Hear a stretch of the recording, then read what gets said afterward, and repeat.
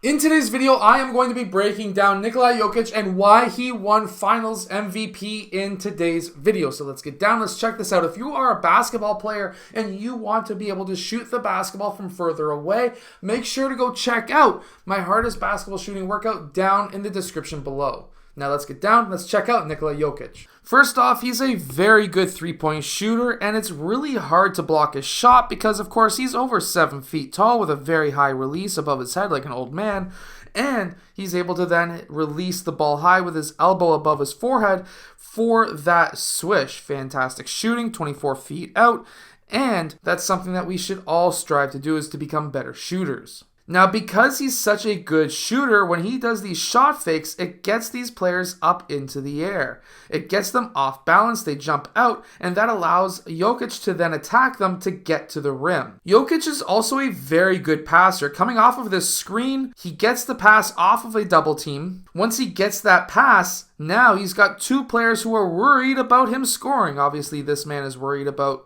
the pass going towards Gordon and along the baseline, but nobody is paying attention to the guy way out in the corner. Jokic sees him. When he catches that ball, he automatically turns and looks to the opposite side of the court as to where he caught the ball. By the time he lands, he knows exactly where that pass has to go, and that's out to the corner for the three-point shot. This is why he gets so many assists. When he receives that ball, and before he lands, he's already looking to the opposite side of the court. This is how you can be pass first.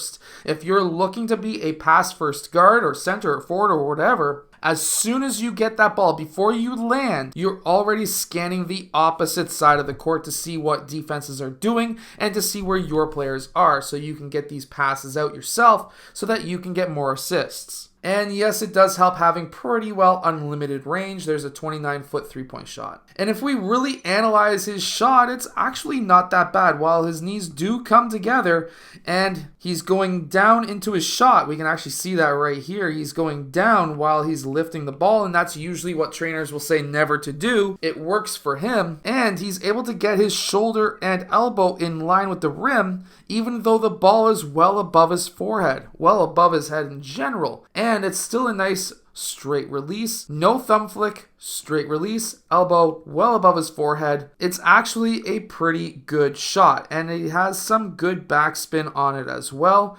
which allows it to drop in. And boy, did he hit a lot of threes. There's a 25-footer right there. And then when he drives to the rim to score, watch what he does right here. He gets his body into the chest of that defender to create contact first.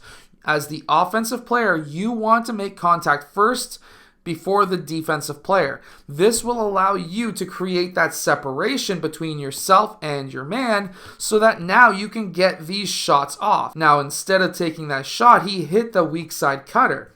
The reason why is because that weak side cutter was smart. His man was looking away from him, which means that that whole lane is open. Jokic was obviously being able to see that, and he made that pass, and of course, his teammate made that dunk. He's very unselfish. He would rather get the assist than the basket. And sometimes he doesn't even look like a threat, and he's got two players who are closing out on him. This is what obviously he's looking for. This is something of one of his strategies, where as soon as you get two players on him, he's looking to pass right away. He's got a teammate who's already cutting. This was a fantastic play. If you've got a player like Jokic, all you need to do is just cut to the basket. It just makes life easy. Now, coming off of this play, watch what he does. He does a quick spin and he backs down his man. He literally gets three guys on him. Three guys on Jokic. What does he end up doing?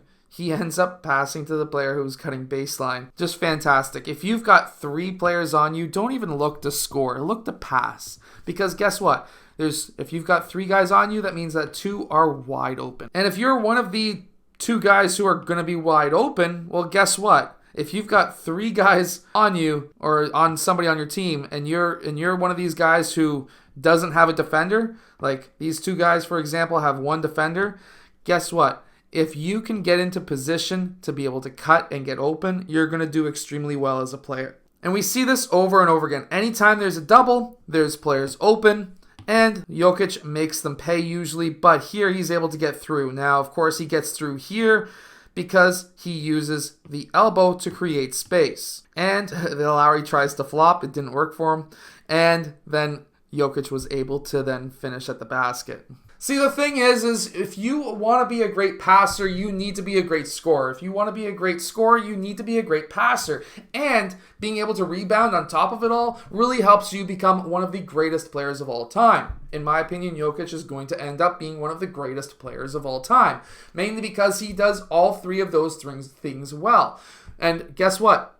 If you are a rebounder, rebounders get paid because everybody wants to have a player on their team. Every coach, myself included, wants to have players on their team who can rebound. It doesn't matter if you can score.